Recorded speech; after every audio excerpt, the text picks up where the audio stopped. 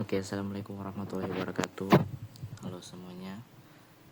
Perkenalkan, nama saya Kiki Rahmat Syarif dengan NIM 55 2012 2102 dari kelas TI 63. Pada kesempatan kali ini saya akan mempresentasikan metode Simple Additive Weighting atau disingkat SAW yang saya terapkan pada studi kasus pemilihan teknik belajar terbaik bagi mahasiswa yang mudah lelah. Pertama, pengertian SAW. Simple Additive Weighting atau SAW adalah salah satu metode dalam sistem pendukung keputusan yang digunakan untuk menentukan alternatif terbaik dari sejumlah pilihan berdasarkan beberapa kriteria. Metode ini dikenal juga sebagai metode penjumlahan terbobot karena cara kerjanya yang menjumlahkan nilai setiap alternatif yang sudah dinormalisasi dan dikalikan dengan bobot kriteria masing-masing. Tujuan metode SAW. Tujuan dari metode SAW antara lain yang pertama, membuat proses pengambilan keputusan menjadi sistematis dan terukur. Yang kedua, mengakomodasi pentingnya setiap kriteria dengan pemberian bobot. Yang ketiga, menentukan alternatif terbaik dari beberapa pilihan. Yang keempat, mempermudah pembuat keputusan dalam menilai dan membandingkan alternatif menggunakan perhitungan sistematis. Selanjutnya, langkah-langkah SAW.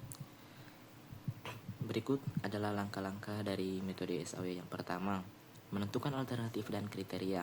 Yang kedua, menyusun matriks keputusan. Yang ketiga, menentukan bobot untuk tiap kriteria. Yang keempat, melakukan normalisasi.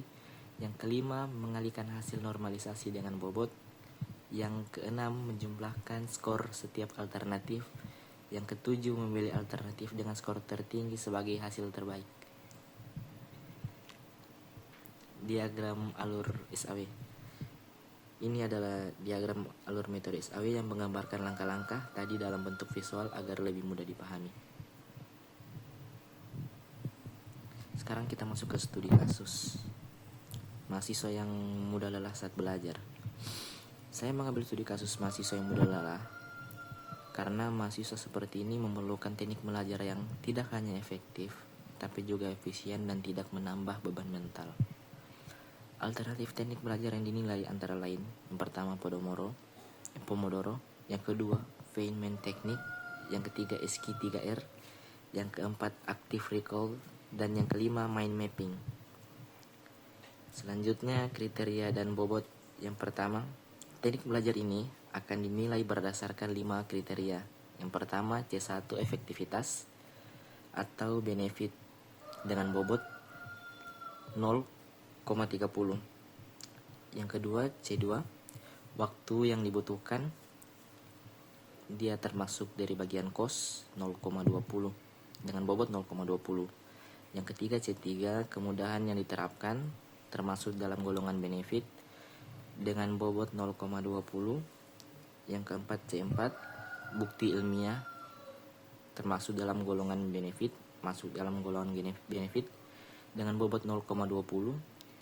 Yang kelima, C5, tingkat stres, termasuk dalam golongan cost dengan bobot 0,10. Selanjutnya, matriks keputusan dan normalisasi. Berdasarkan penilaian awal, saya susun matriks keputusan, lalu saya normalisasikan. Normalisasi dilakukan dengan untuk kriteria benefit dibagi dengan nilai maksimum. Untuk kriteria cost dibagi dengan untuk kriteria cost nilai minimum dibagi dengan nilai alternatif. Perhitungan skor akhir. Selanjutnya perhitungan skor akhir.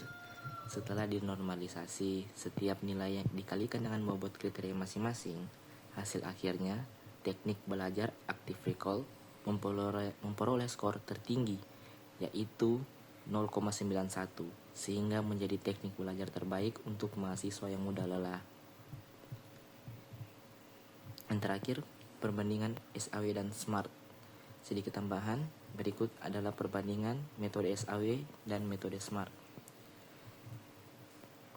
SAW lebih sederhana. Langsung saja, SAW lebih sederhana menggunakan penjumlahan nilai normalisasi. SMART menggunakan utility value dan preferensi skala. SAW cocok untuk data kuantitatif, sedangkan SMART bisa untuk data subjektif. Kedua metode sama-sama menghasilkan skor akhir tertinggi sebagai pemenangnya. Demikian presentasi saya mengenai metode SAW dengan studi kasus pemilihan teknik belajar terbaik untuk mahasiswa yang muda lelah. Terima kasih telah menyimak. Wassalamualaikum warahmatullahi wabarakatuh.